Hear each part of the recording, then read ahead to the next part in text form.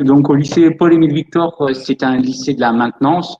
Je vous présente rapidement les sections qu'on fait dans notre établissement. Donc, la maintenance des équipements industriels, le traitement de l'eau, le froid et la climatisation. Et donc, ce qui nous intéresse aujourd'hui, la maintenance des matériels qui englobe les machines agricoles, les engins de travaux publics, l'espace vert. Et on a également une section de maintenance moto. Donc, cette section de maintenance, c'est une filière d'avenir où on a beaucoup de jeunes qui sont intéressés. On propose également dans notre établissement l'anciennement CFA qui est devenu maintenant l'UFA, donc c'est-à-dire un centre d'apprentissage, et également la voie scolaire. Donc, c'est des élèves qu'on prépare au bac pro en 3 ans. Au bout de 3 ans, donc ils sortent avec un diplôme certificatif qui leur permet soit de rentrer dans la vie active, soit de continuer plus tard en BTS. Avec Monsieur Marchal, donc mon collègue, on est venu ce matin à l'établissement parce qu'on s'est dit que ça serait quand même plus parlant de vous présenter les locaux, de vous présenter les machines et puis un petit peu l'univers de travail que les élèves vont rencontrer quand ils viendront ici. Cette année, on aura, comme chaque année, les journées portes ouvertes. Je ne sais pas encore la date. Donc, en plus, avec ces problèmes de confinement, on n'a pas encore défini une date. Mais dès qu'on connaîtra la date, bien sûr, ça sera disponible sur Facebook ou sur le site du lycée. Donc, je vous encourage vivement à participer aux journées portes ouvertes. Monsieur Marchal, je ne sais pas si tu as quelque chose à dire. Non. On va peut-être visiter les ateliers. On va passer à la visite donc des ateliers. Donc, comme disait Monsieur Werel, pardon, excusez-moi, on a 3 sections qui sont bien différentes, les machines agricoles, les engins de travaux publics et l'espace vert, qui sont un petit peu situés dans différentes zones de l'établissement. On commence dans un angle de l'atelier. Alors, on va prendre rapidement l'ordinateur.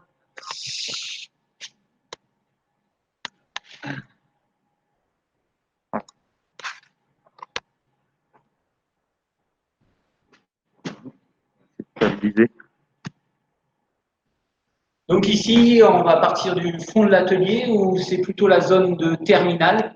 En terminale, c'est une section où on fait beaucoup de diagnostics. Donc, on utilise des ordinateurs, on se branche sur les machines et on fait des détections de panne. Dans la section engins de travaux publics, on a également ce type d'engins, les engins de manutention. Ça fait partie de la section engins de travaux publics. Donc, tout ce qui est Fenwick, on a tendance à appeler ça Fenwick, mais Fenwick, c'est une marque. Donc, c'est vraiment les engins pour porter du matériel. Et après, alors, on a des sections. Là, on a une automobile, donc c'est un peu rare qu'il y ait une voiture dans cette section-là. Mais cette voiture, elle nous permet de faire des contrôles et des diagnostics sur la partie électronique. Et donc, ça nous augmente nos postes de travail. Un peu plus loin, vous voyez qu'il y a des engins de travaux publics avec l'Atlas, la 906, le 914, pardon. Et après, un peu plus loin là-bas encore, on retrouve un télescopique. Et je ne sais pas si... On débranche. Ouais, on débranche.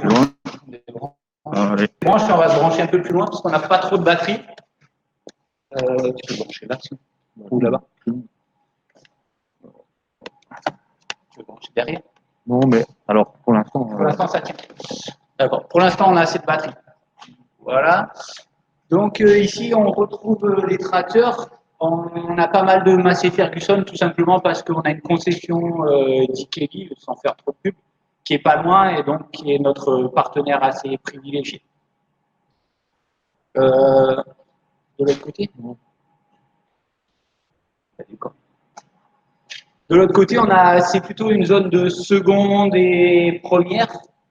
Donc dans cette zone-là, c'est ce qu'on appelle des corps morts. Alors les corps morts, c'est tout simplement des moteurs qui ne fonctionnent pas. C'est là où on va faire du démontage pur et du remontage.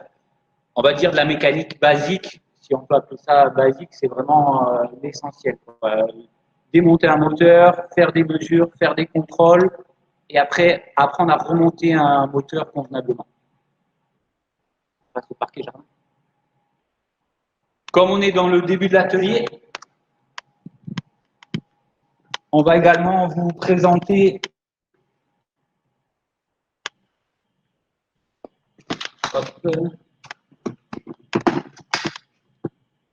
je suis avec vous, voilà. On va également vous présenter la zone purement parquet jardin.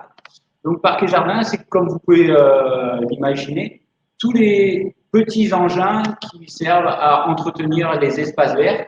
Alors la première chose auquel on pense, c'est les tondeuses. Donc, vous pouvez voir, hein, voilà, on a un rack rempli de tondeuses, débroussailleuses, tronçonneuses, mais ça comprend aussi des machines qui sont un peu plus grosses, comme des micro-tracteurs, ici, ou des tondeuses autoportées. Et maintenant, dans nos filières, il y a également la partie quad. C'est vrai que dans les espaces verts, les paysagistes utilisent pas mal les petits engins à 4 roues, donc quad avec transmission, et donc des technologies qui sont proches de l'automobile, et en fait, à cause de la pollution en l'occurrence, ou à cause des normes, on arrive à avoir des véhicules qui sont vraiment extrêmement techniques et qui demandent un savoir-faire et des compétences qui sont importantes. On a également quelques corps morts. Donc là, vous voyez, c'est un moteur automobile. Avec classique du démontage, remontage, et puis quelques mesures sur des capteurs moteurs. Derrière, bon, c'est pas il y a une petite salle de cours avec un tableau qui nous permet, en atelier, de parfois récupérer les élèves et donc mutualiser les connaissances sur telle ou telle chose. Quand un élève a un problème, de temps en temps, on arrête le cours, on lui dit viens au tableau et on lui donne l'apport théorique. On est de nouveau ensemble, c'est l'essentiel. Donc, c'est comme on a dû passer d'un atelier à l'autre, mais bon, nous revoilà donc dans le deuxième atelier, qui est un peu plus orientation TP, quoique, j'ai envie de dire, c'est vrai qu'il y a un peu plus d'engins de travaux publics, mais on reçoit quand même les filières aussi agricoles et espaces verts. Je ne sais pas si vous avez eu le temps de voir la 906 ou si ça avait coupé avant. Je crois pas qu'on l'avait vu. D'accord. Donc, c'était pour vous dire que voilà, on avait aussi des machines de dernière génération avec des technologies très complexes. C'est vraiment un ordinateur sur chenille. C'est très intéressant comme machine. On a également cette machine mini-pelle, donc c'est des machines qui nous appartiennent. Hein. Toutes les machines qu'on vous a montrées jusqu'à maintenant, c'est des machines qui nous appartiennent. La seule qui ne nous appartient pas, elle est juste à côté, c'est la Kubota.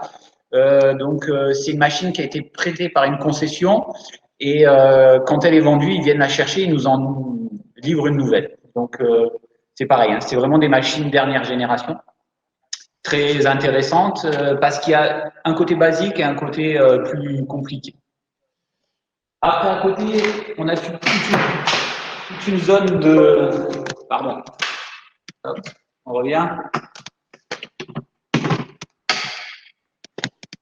Comme de l'autre côté, c'est bon, ouais, ça marche. Comme de l'autre côté, on a toute une zone de corps morts. Voilà.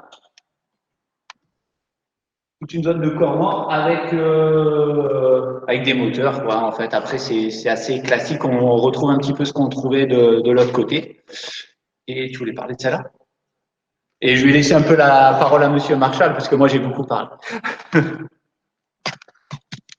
Et donc là, en fait, on a un prototype qui a été construit par les élèves depuis 3 ans. Ah bah donc, là, il y a... Ah, mais c'est le directeur d'Agno. Donc on a une petite chenillette, donc une mini-pelle qui est arrivée en kit et que les élèves ont monté. Donc on a fait ça depuis, ça fait 2-3 ans. Là, je vais peut-être enlever le masque aussi. Voilà, ça sera mieux. Donc ce petit engin, il a été entièrement soudé, donc c'est arrivé en feuille. Et les élèves l'ont soudé. Chaque année, on a amélioré en fait le prototype. Donc au départ, on a mis c'est un petit moteur de tondeuse à gazon avec une petite pompe hydraulique qu'on a modifiée pour la faire fonctionner. Donc ça, c'était la première année. La première année, en fait, elle n'était pas peinte. On avait des soudures qui étaient vraiment pas belles. On a perfectionné avec les secondes, on fait le pré-montage. Les premières, on montait les plans. On a monté ce petit moteur de tondeuse. L'année dernière, on l'a fait passer en électrique. Donc, on a mis un petit groupe hydraulique qu'on a récupéré sur un lève-palette électrique. On a monté un petit groupe hydraulique. Et donc, depuis cette année, elle fonctionne en 24 volts avec 2 batteries. Et Tu peux nous faire une démonstration? En théorie. Donc l'avantage, c'est que dans les ateliers, on peut la faire fonctionner en fait sans bruit, ou très peu de bruit. Et elle nous permet de faire des relevés hydrauliques, électriques.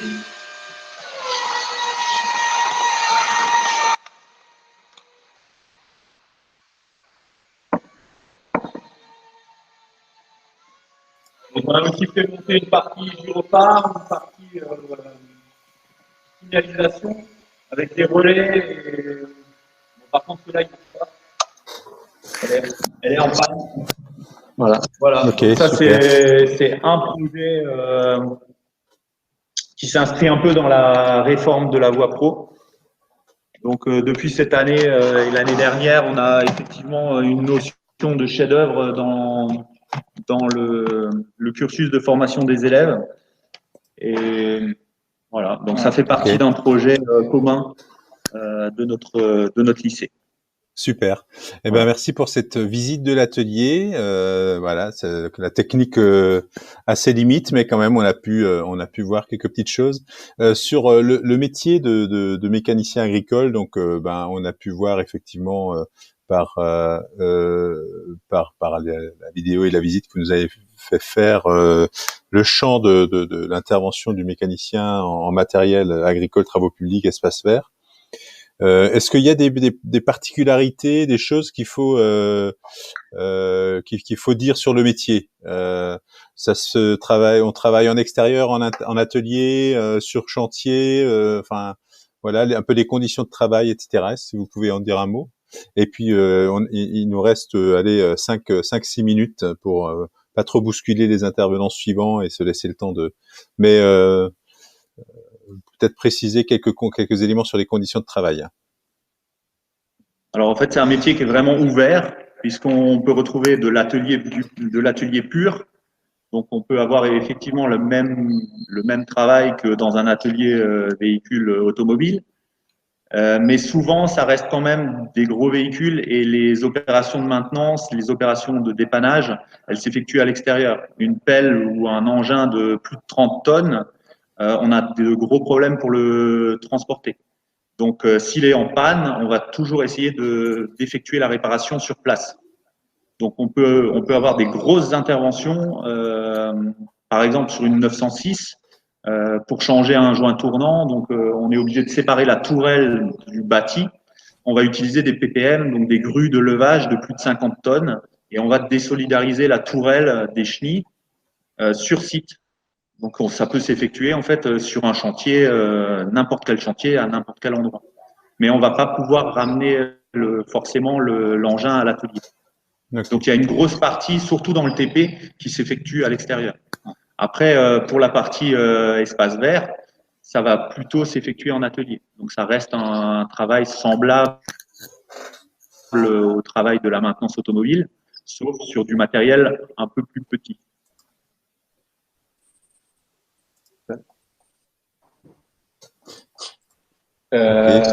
Oui, j'ai pas grand-chose à rajouter. Voilà, c'est vraiment un métier d'avenir. Par contre, on a beaucoup de demandes de professionnels, on reçoit beaucoup de demandes et c'est un métier qui paye relativement bien. Alors, on va pas parler de chiffres, mais par rapport à l'automobile, les mécaniciens sont en général mieux payés, tout simplement parce que c'est des technologies qui sont un peu plus compliquées. Il y a quelques contraintes de travail parce que travailler à l'extérieur par rapport à un atelier, clairement, c'est pas tout à fait la même chose.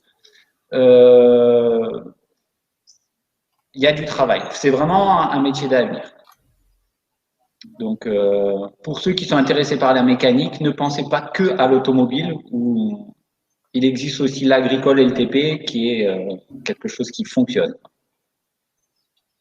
D'accord, super. Il y a eu quelques questions, mais auxquelles Madame Reinhardt a pu répondre sur le chat en même temps que vous faisiez la présentation. Voilà. Et puis il y a quelques félicitations de gens qui ont apprécié la visite. Alors je sais pas, en guise de, ouais, en guise de conclusion, moi la question que j'ai envie de vous poser, c'est de dire quel serait l'argument un peu massif que vous donneriez à un jeune qui se pose la question. Voilà. On a entendu effectivement entendu et vu le côté technique qui est quand même super intéressant, pouvoir à la fois réparer, à la fois fabriquer. On a vu, enfin c'est quand même super. Le côté on travaille en atelier, mais on travaille aussi en extérieur, etc. Mais est-ce que vous avez un argument, on va dire, un peu massif pour que Alors, l'argument massif, je vais peut-être m'avancer un petit peu parce que dans cette période de Covid, c'est un peu compliqué, mais il est possible de faire des immersions. Venez, essayez, et une fois que vous aurez essayé, vous saurez si c'est vraiment quelque chose qui vous plaît. Chaque année, on reçoit des élèves en immersion, en général à partir de janvier. Donc, passez de bonnes fêtes tranquillement, et au mois de janvier, contactez le lycée et voyez si vous pouvez faire des immersions. Après, je vous dis, il y a cette période de Covid qui est un petit peu compliquée. Je ne sais pas trop si on peut recevoir des élèves. Mais en tout cas, peut-être Madame Reinhardt est en train de répondre. Mais en tout cas, l'idéal, c'est quand même de venir essayer. C'est comme tout. Okay. Une fois que vous aurez essayé, vous aurez vu les machines, ou peut-être uniquement faire une visite de l'atelier, venir nous voir pour nous poser des questions en direct, venez. Et surtout, pensez aux journées portes ouvertes, par exemple. Est-ce que vous avez une date? Non, pour l'instant, on n'a pas de date. Peut-être Madame Reinhardt, donc notre chef des travaux, a déjà une date, mais en tout cas, dès qu'on aura quelque chose de plus précis, on pourra vous tenir au courant. D'accord. Donc effectivement, vous faites bien de le rappeler. Alors il y a des lycées dont le vôtre qui accueille des gens en phase de découverte des métiers. Il y a aussi pour les troisièmes, je sais qu'ils sont nombreux sur ce forum, la possibilité de faire des stages en entreprise. Alors ça a été un petit peu décalé puisque vu la situation, vous avez la possibilité de les faire encore il me semble jusqu'en mars si la mémoire est bonne. Pour ce qui est des jeunes qui sont plus scolarisés à la mission locale de votre secteur, on peut aussi vous proposer des périodes de mise en situation professionnelle. Donc n'hésitez pas, effectivement, je pense que le meilleur moyen de connaître un métier, c'est de le tester. Donc voilà. Voilà. J'en profite effectivement. Un petit détail important, j'en ai pas parlé, mais notre établissement a aussi un internat. Donc nous, comme on est une section un petit peu particulière et qu'il n'y a personne qui fait la même chose autour de nous, on a pas mal d'élèves qui viennent de loin et qui sont là donc toute la semaine, du dimanche soir, et ils arrivent jusqu'au vendredi soir. Donc on a un internat. Et d'après nos élèves, c'est plutôt sympa l'internat. D'accord.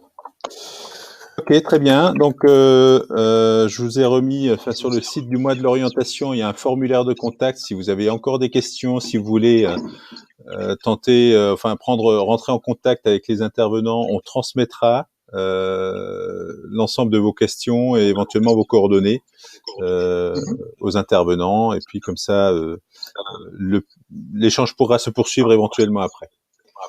Pas de souci. Moi, je vous remercie pour ce temps passé, effectivement. Et puis, je vous dis à une prochaine. D'accord. Pour les autres, journée. Voilà, pour les autres personnes, le programme est sur le site moisdelorientation.fr. N'hésitez pas à continuer. Et nous, on va continuer avec Madame Reinhardt dans un instant sur la mécanique moto. Très bien, merci beaucoup. Je vais couper la salle et puis revenir dessus pour Madame Reinhardt. Il faudra se reconnecter. D'accord. Merci à tous. Au revoir.